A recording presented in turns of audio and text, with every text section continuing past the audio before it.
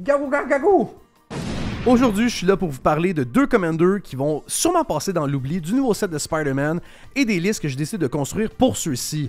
Si jamais vous voulez acheter n'importe quelle carte de mes deux decks de Spider-Man ou si même vous voulez acheter les decks, vous pouvez le faire via le Rémi Card Trader et utiliser le code promo ASG10 pour 10% de réduction sur vos decks / vos achats.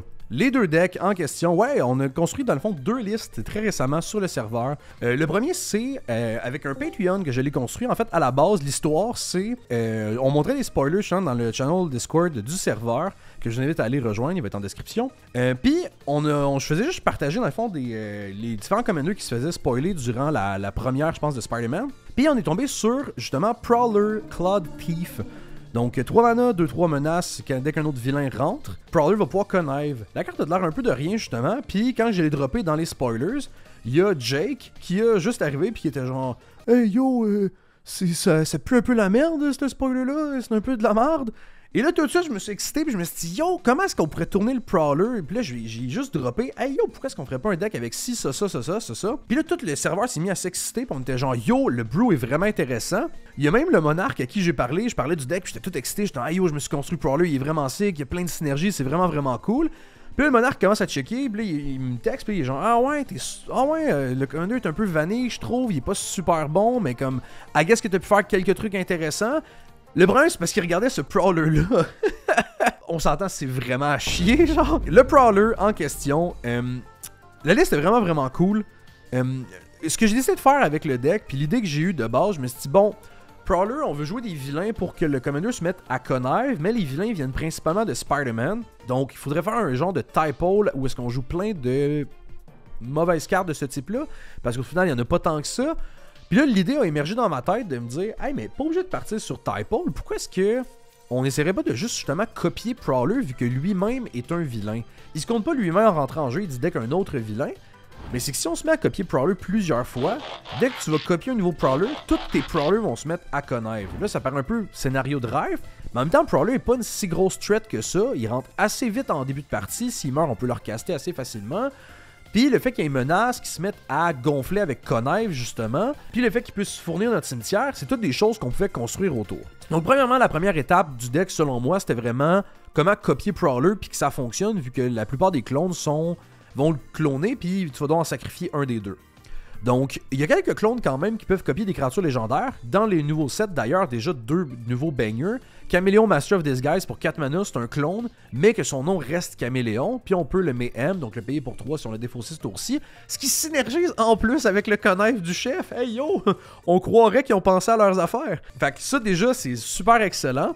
Sinon, il y a Imposter Syndrome pour 6 mana qui dit que dès qu'un non-token creature que tu contrôles connecte dans un joueur, tu vas pouvoir avoir une copie de cette créature-là, sauf qu'elle n'est pas légendaire.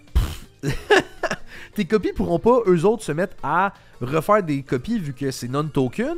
Mais dès que tu attaques avec Prowler dans quelqu'un, avec la menace en plus, qui va être facile de connecter, tu vas pouvoir faire des copies, puis ça va être juste le meme de Spider-Man, de genre il y a plein de copies qui se regardent et tout ça. Puis c'est vraiment cool aussi, je trouve, dans la liste de jouer justement ces clones-là. Il y a le Sakashima aussi qui est dans le deck, qui va permettre de justement enlever la Legend Rule. C'est vraiment cool de pouvoir faire la curve parfaite de, pendant que tout le monde est en train de se setup, de casser leur cultivate tout mauvais, whatever. Toi, tu joues ton Prowler à chaque game tour 3. Puis T4, tu peux jouer Sakashima, tu peux jouer justement le Caméléon ou une autre piece qui permet de copier à 4 mana des créatures légendaires. Puis bam, t'as déjà 2 Prowlers en jeu, t'en as déjà un qui a connive. Puis tous tes futurs Prowlers vont te mettre à faire 2 connive, tu vas être sûr de hit Tail and Drop, tu vas être sûr de garnir ton cimetière, puis tu vas être sûr que ton Prowler devient gigantesque. Après ça, au-delà de l'aspect de cloner des créatures légendaires, je me suis dit, bon, ça serait quand même important / impactant qu'on ait d'autres choses à copier que Prowler, surtout qu'on voulait jouer d'autres clones qui copient pas nécessairement les légendaires, parce qu'on avait quelques manières, dont Mirror Box, de faire en sorte que la Legend Rule ne s'applique pas. Donc d'autres créatures qui étaient intéressantes justement à copier si on tombe sur nos clones non légendaires, c'est par exemple Taunting Sliver, que j'ai trouvé en faisant des recherches pour Gold, parce que comme je le dis dans chacune de mes vidéos, j'adore la mécanique Gold. Puis je trouve que chaque deck devrait avoir peut-être une pièce, peut-être qui peut se permettre, mais qui est bonne, qui permet de goader les créatures ennemies. Puis dans ce cas-ci, tu lis la carte, tu te dis, mais yo, quel andouille, tu joues même pas de Sliver, c'est à chier, c'est juste un 4 mana quand il rentre, tu goades une créature, c'est vraiment mauvais. Mais ce qui est sick, c'est que ton Taunting Sliver, quand tu réussis à le cloner, t'as plusieurs triggers de tes slivers qui rentrent. Fait que mettons, tu joues ton Tanksling Sliver, tu goldes une créature. Si tu le clones le tour d'après avec un clone, mettons à 3 mana, tu vas avoir un sliver qui rentre, donc ton premier sliver trigger, ton nouveau sliver trigger, donc tu goldes 2 créatures. Et là, si tu le clones une 3e fois, t'as 3 golds que tu fais, tu te mets vraiment à manipuler chaque combat. Puis là, chaque futur sliver représente juste plus de créatures que tu goldes. À part si vous jouez contre Typal Sliver très souvent, Taunting Sliver, je le trouve vraiment cool pour la liste. Sinon, Tomb of Horror Adventure va être une super cool carte à copier. Donc, quand il rentre en jeu, on prend l'initiative. Ça paraît banal, mais si tu le copies une couple de fois, tu peux très vite descendre dans le donjon. Puis, dès que tu casses ton second spell, à chaque tour, tu vas le copier. Et si justement tu as terminé le donjon, tu vas le copier 2 fois. T'es pas obligé de copier 2 fois un spell pour que ça devienne genre excellent. Mais déjà de base, la carte, le fait de prendre l'initiative en rentrant et de copier notre 2e spell du tour, ça arrivera peut-être pas le tour où est-ce que le Tomb of Horror Adventure va rentrer, à part si on le réanime. Mais sinon, si on casse, mettons, après ça, le tour d'après, un petit, je sais pas moi, un petit 2 drop ou un petit 3 drop, et après ça, bam, un clone ou bam, un truc à 5-6 mana très impactant, c'est pas obligé d'être juste une créature, ça va vraiment copier n'importe quoi. Puis là, tu vas avoir justement 2 copies de cette truc-là, puis si t'as réussi à finir le donjon, avoir 3 copies d'un truc super impactant que t'as choisi puis que t'as contrôlé, c'est juste game winning. Puis le Tomb of Horror Adventure, je vous le dis, c'est le genre de carte que le monde a oublié puis qu'ils réalisent pas le potentiel et la puissance de la carte. Là, j'en parle dans la vidéo, fait que le monde va s'en rendre compte. Mais bref, au moins, si le monde n'écoute pas mes vidéos, c'est un plus, ils vont pas le savoir. Puis juste du removal à copier pour être synergique, de pouvoir copier notre removal, puis après ça, refaire de la destruction. Il y a Necron Deathmark que j'aime beaucoup, qui va à la fois justement pouvoir péter une créature et te melee de 3, ce qui peut être intéressant dans la stratégie vu qu'on a un peu de réanimation. Et justement, parlant de la réanimation, on a 2 pieces vraiment cool pour la liste. On a Mirko Obsessive Théoriste, qui pourrait paraître un peu weird vu qu'il n'y a pas tant de manières de surveil dans le deck. Puis c'est quand on va surveil que Mirko va grossir et va pouvoir ramener des trucs qui ont power plus petit que lui. Donc de base, Mirko, quand il rentre en jeu, à la fin de ton tour, il va pouvoir ramener juste des 0 power de ton cimetière en jeu. Donc là, on se dit, mais là, Jerry, tu joues pas de wall, comme à quoi ça sert si tu joues Mirko, si t'as pas vraiment de manière de surveil dans le deck pour le buffer, ou de manière directe de le buffer. Nos clones ont souvent 0 d'attaque. Vous regarderez juste la carte clone en général, puis la quantité, je pense qu'il y en avait genre une bonne dizaine de cartes qui avaient justement 0 d'attaque.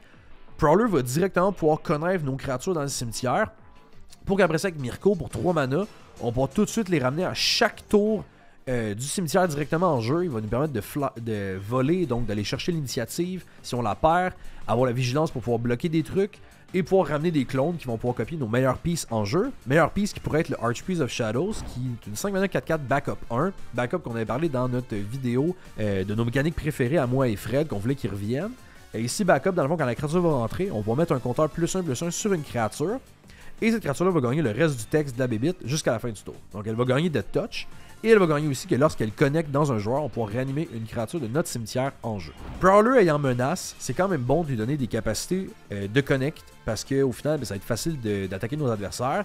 Si on le met à des cartes comme Mirko ou à nos différents flyers du deck, ça va être aussi super impactant. Puis vu que justement c'est très facile de juste nous défausser des parfaites pieces qui coûtent cher en mana, qu'on n'a pas nécessairement le mana pour jouer, l'Archpriest of Shadows va arriver pour justement donner l'habilité de tout de suite réanimer de quoi. On va attaquer avec notre Prowler ou une copie de Prowler. Il va connecter dans quelqu'un qui a pas beaucoup de bloqueurs. Bam, on réanime un clone qui copie, mettons, notre Prowler ou qui copie une autre piece en jeu.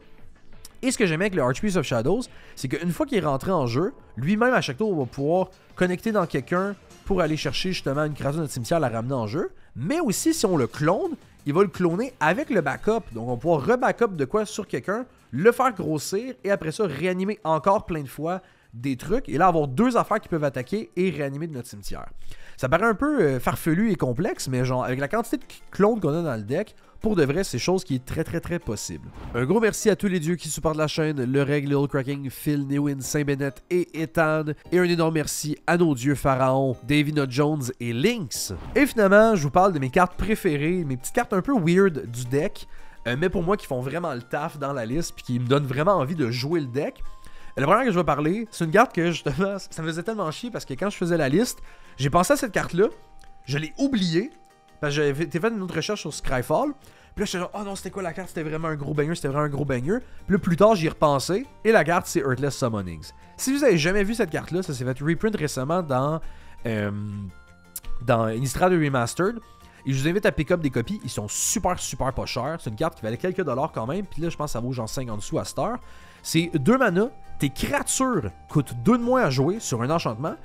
Et t'as le petit downside que tes créatures ont -1/-1. Là, tu te dis, hey, petit downside, c'est quand même un gros downside. T'as des créatures qui vont directement mourir lorsqu'ils rentrent en jeu. Ils n'auront pas leurs effets de connect ou quoi que ce soit. Dans notre deck, sachez que le -1/-1 de mémoire ne tue aucune de nos créatures. Toutes nos créatures restent en vie, je m'en suis assuré, avec le Heartless Summoning. Fait que ça, déjà là, c'est pas un downside. Oui, ça va réduire nos créatures, leur power toughness. Mais on se rappelle que tous nos prowlers vont se gonfler avec des compteurs +1/+1. Donc ça va pas tant mader que ça parce qu'ils vont finir par quand même être gros. Puis sinon, ben, c'est avoir la réduction de 2 mana sur toutes les créatures qu'on casse sur un enchantement, donc quelque chose qui va être difficile à remove.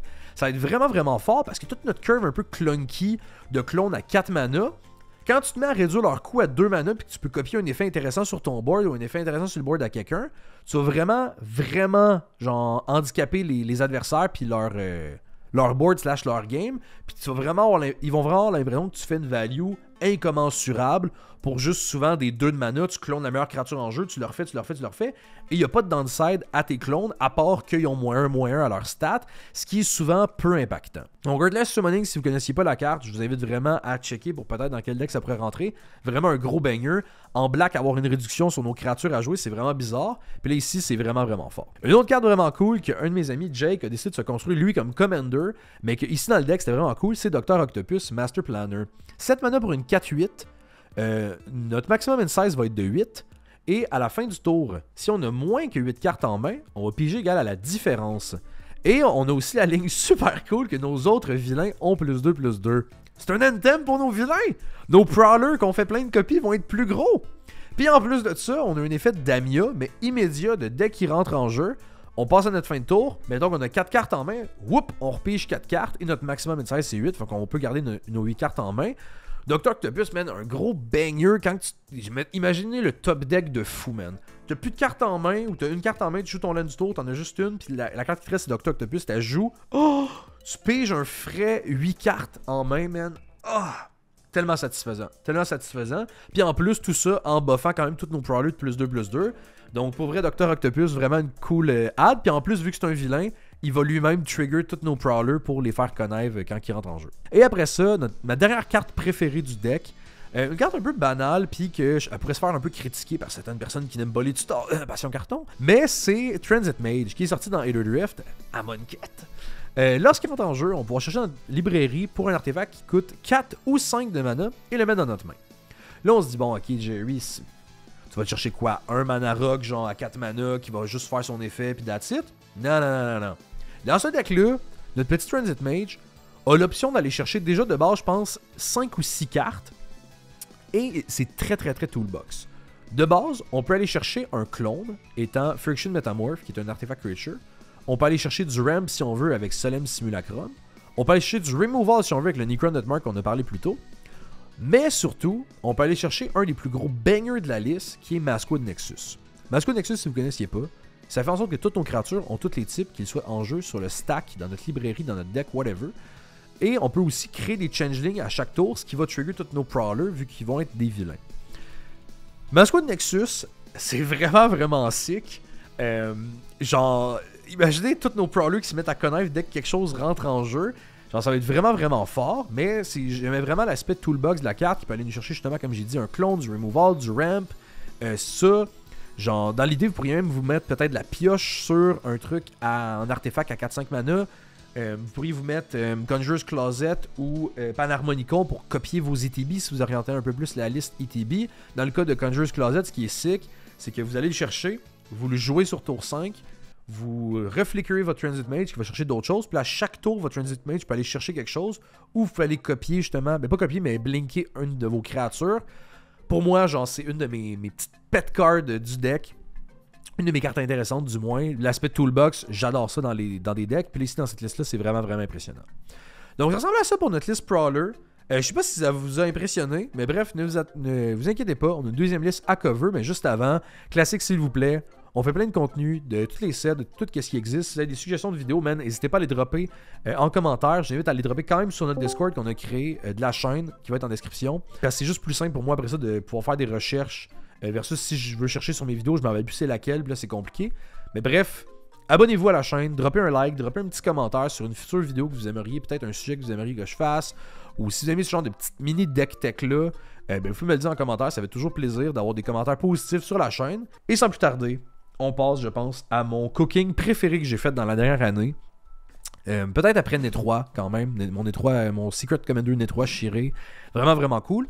Carnage Crimson Chaos. C'est un spoiler qui est apparu quand même assez vite dans l'histoire de Spider-Man. On l'a vu être une promo qui finalement peut être gagnée si tu gagnes un tournoi standard. S'il vous plaît, si quelqu'un est capable de gagner un tournoi standard puis de me ship la carte, pour vrai, je vous fais une decklist gratuitement, ça va me faire plaisir. Je le trouve tellement cool, l'art. Puis les autres arts, je les trouve vraiment assez aussi, mais celui-là particulièrement m'excite tellement. Puis le deck, j'ai vraiment le goût de me le faire. Donc, Carnage Crimson Chaos, on va lire son effet parce qu'on l'a même pas encore lu. C'est 4 mana pour une 4-3 trample que lorsqu'il rentre en jeu, on va pouvoir ramener une créature de mana value 3 ou moins en jeu de notre cimetière. Et la créature va avoir l'effet de devoir attaquer à chaque combat si possible. Et va devoir, lorsqu'elle connecte dans un joueur, être sacrifiée. Et il y a également la ligne de texte que on peut lorsqu'on le défausse, il va avoir M2, donc on va pouvoir le caster pour 2 mana. Quand il est dans Common Zone, ça m'aide peu. Si on réussit à le mettre dans notre main puis après ça le défausser, on pourra. Mais comme dans la liste en question, les odds que ça arrive sont assez basses.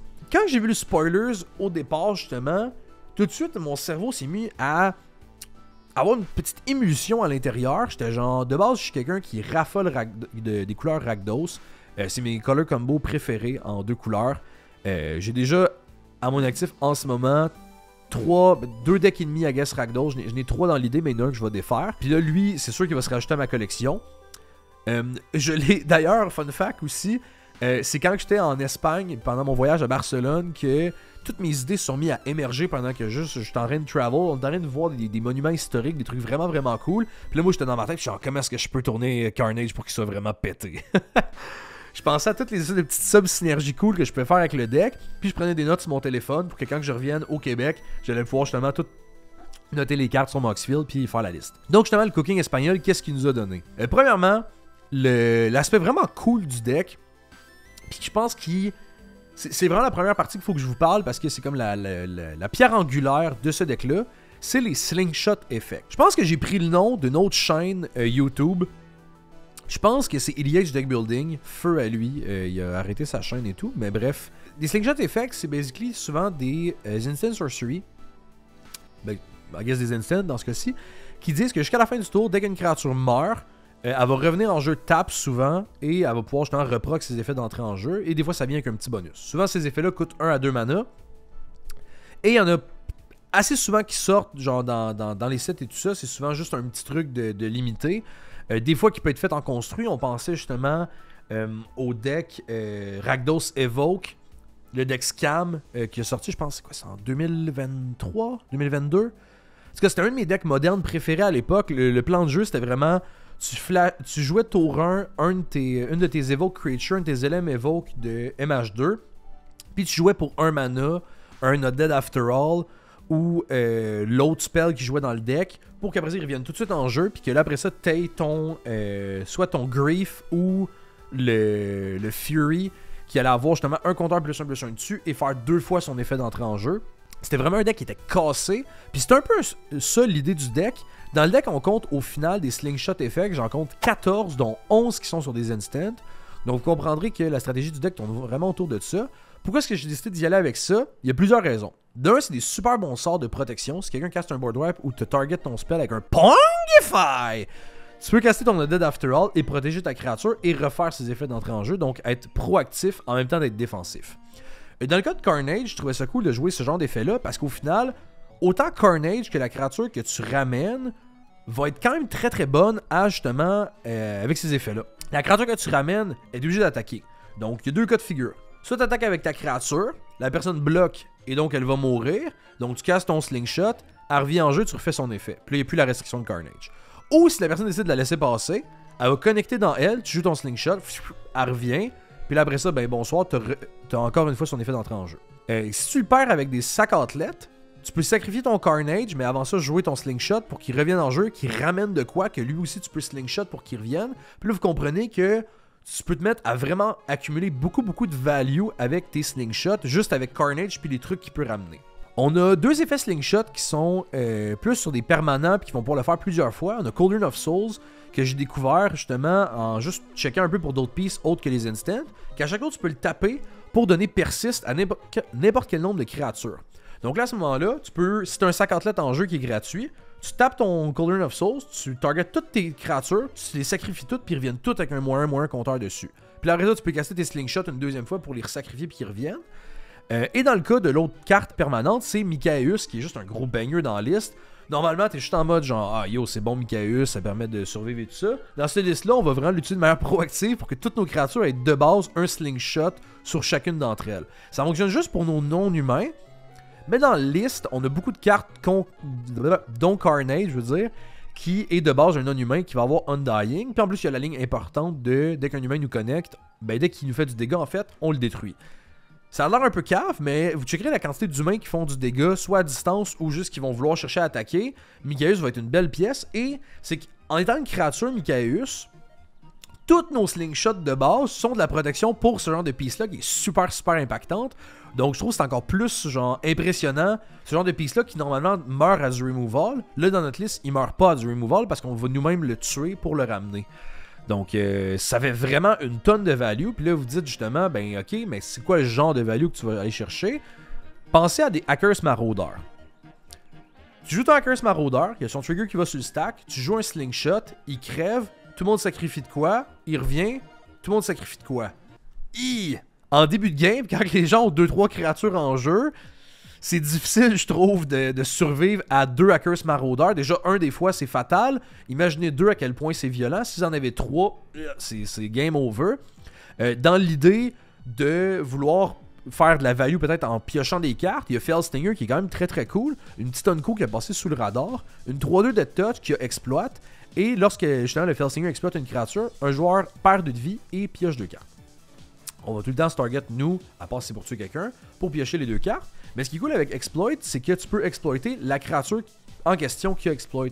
Donc on peut rentrer le Felstinger, son trigger va sur le stack, de pouvoir sacrifier une créature, on casse un slingshot dessus, on le sacrifie à lui-même, on pioche 2 cartes, on perd 2 de vie, il revient en jeu, puis là, si on n'a pas d'autres slingshots, on leur sacrifie encore à lui-même, ou on sacrifie une autre créature, et là on repioche encore un 2 cartes. C'est juste vraiment cave. On peut également, juste si on n'a pas de slingshot, le sacrifier à lui-même, puis bam, ou sacrifier une petite piece pour piocher 2 cartes. C'est juste vraiment cool d'avoir un Divination sur une créature qui va synerger avec tout le reste de notre deck.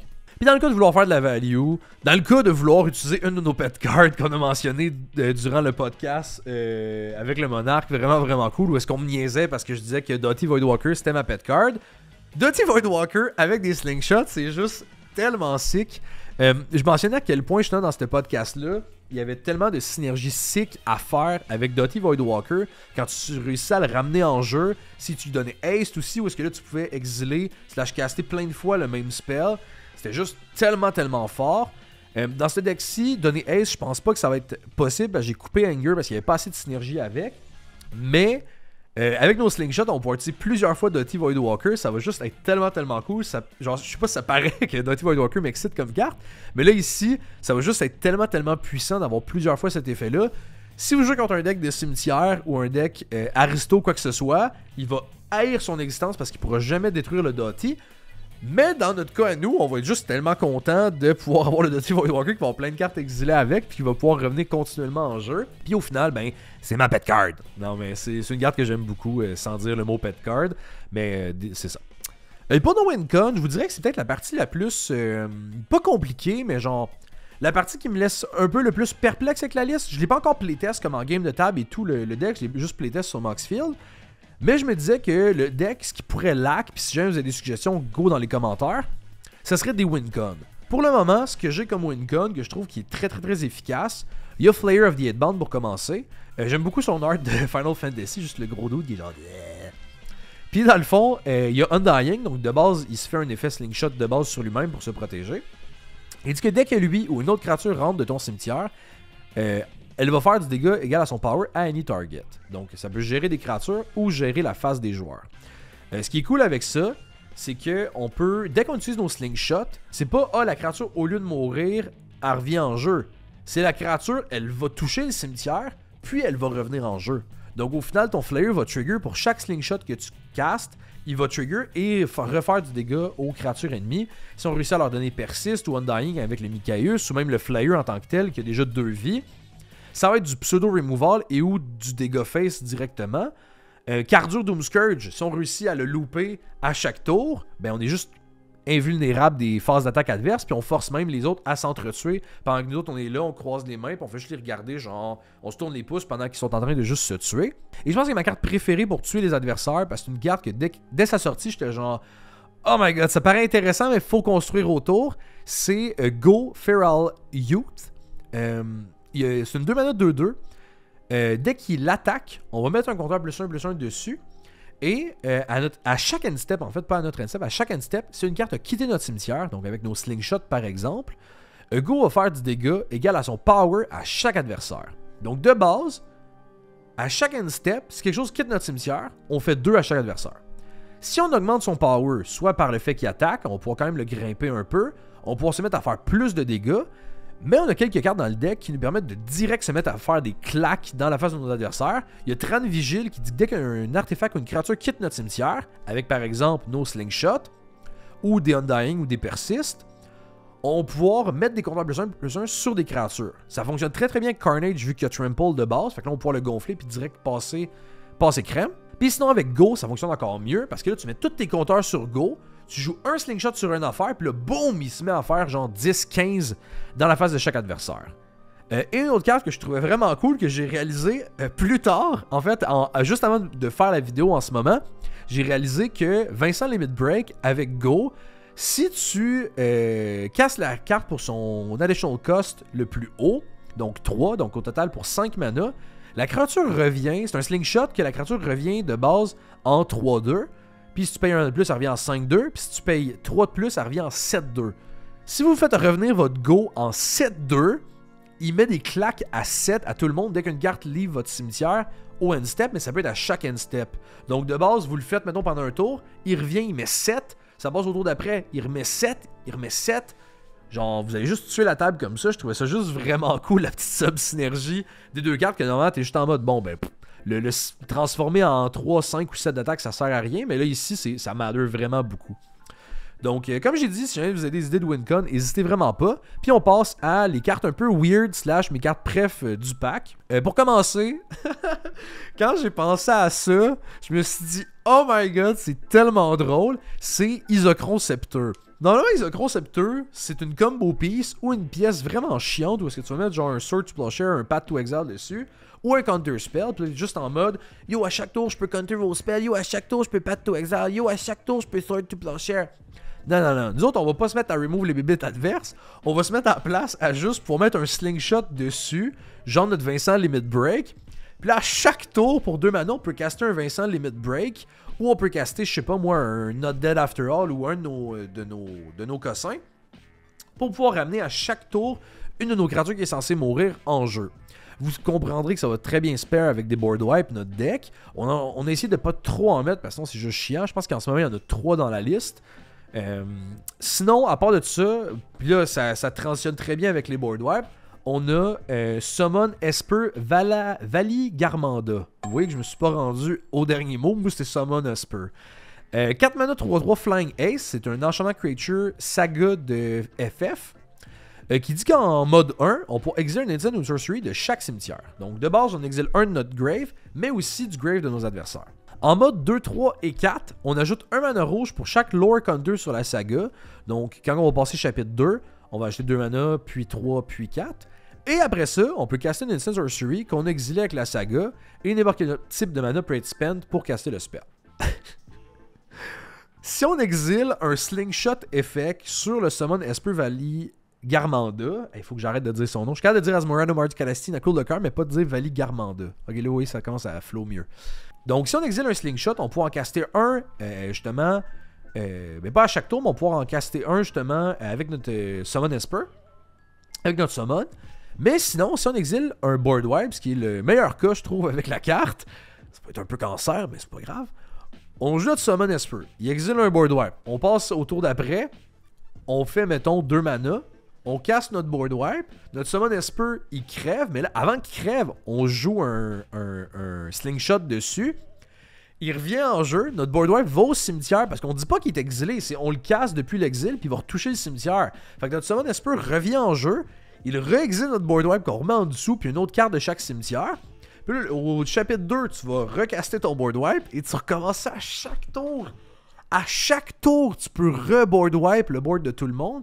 Puis là, vous dites, hey non, mais Jerry, c'est tellement chiant. Le monde, au pire, ils vont juste pas commit au board. Puis là, tu pourras juste comme être batté dans ce cas-là. Mais là, dans ce cas-ci, ça veut dire qu'ils commit pas au board. Fait que moi, je peux exiler des Instant Sorcery plus intéressantes du grave des autres et commencer à faire de la value avec eux autres. Puis mon Summon Esper, il fait pas juste caster des Instant Sorcery que j'ai exilé. Il me fait aussi 2, 3, puis 4 mana. Fait que ça me permet de vraiment être une bonne ramp option qui est vraiment solide. Puis je me dis, sur un 3-3 body Flying Haste, c'est juste une piece tellement intéressante. Puis que tu verrais justement dans un préconstruit ou tu verrais dans un deck, tu serais genre, ah yo, c'est la première carte que j'ai envie de coter. Mais dans ce deck-là, je vous le dis, c'est génial.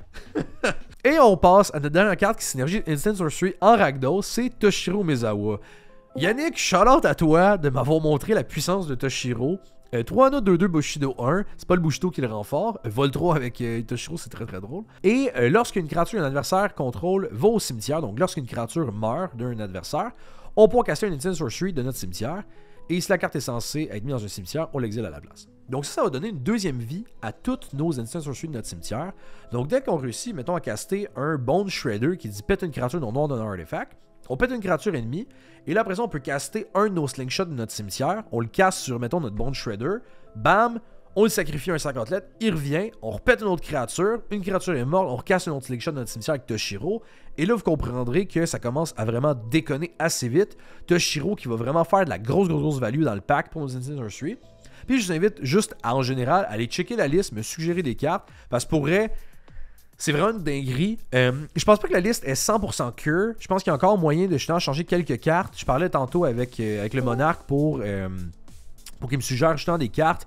Il m'a conseillé de mettre plus de Wincon, ce que j'agréais déjà de base. Je trouvais qu'il en manquait dans la liste. Donc on a pensé à peut-être mettre un Cockshow. J'étais pas dans de mettre Gary, mettre Grim Merchant of Asphodel, parce que je trouvais ça juste trop facile. Charlotte Ayuns qui trouve que Gary devrait être sur le Game Changer list. Je suis relativement d'accord avec ça. Mais ouais, peut-être Cockshow, peut-être Vindictive Lich. Non, pas Vindictive Lich. Vindictive Zombie, whatever. En tout cas, il va apparaître ici. Juste une carte cool que quand tu crèves, tu choisis 3 effets différents. Bref, si j'ai des idées pour mon petit cooking espagnol de Carnage ou mon cooking québécois de Prowler, droppez-moi ça en description. Puis je vous invite à vraiment pogner les listes telles quelles ou à vous les faire maison. Genre vraiment, il y a des commandeurs, je pense, vraiment sous-joués dans le set de Spider-Man qui méritent vraiment une deuxième attention. Puis quand vous voyez des chefs comme Prowler, dites-vous pas, hey yo, ça pue à cause que c'est ça. Essayez de penser un peu plus loin, checker un peu ses types, checker s'il n'y a pas des manières un peu jank de construire autour. Puis souvent, ça amène vraiment à des merveilles. Parce que Carnage, tu te dirais, ah, c'est un deck. Normalement, les decks réanimateurs veulent ramener des grosses pistes. Dans le cas de Carnage, c'est vraiment pas le cas. C'est 3 ou moins, c'est limité, c'est un effet un peu chiant après ça. Mais là, dès que tu réussis à construire un peu autour, la carte se met vraiment à briller. Puis c'est là qu'on voit que ce genre de commander-là, les commanders sous-joués, sont vraiment impactants. Donc bref, si jamais vous n'avez pas encore vu ma vidéo de carte de Spider-Man, elle va être juste ici. Je vous invite à aller la voir immédiatement.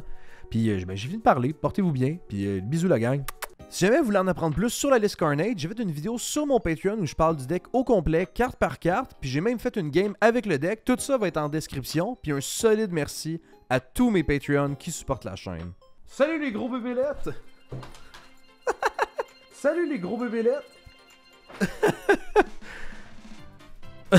Salut les gros bébélettes! Salut les Spider-Man! Salut les Spider-Man!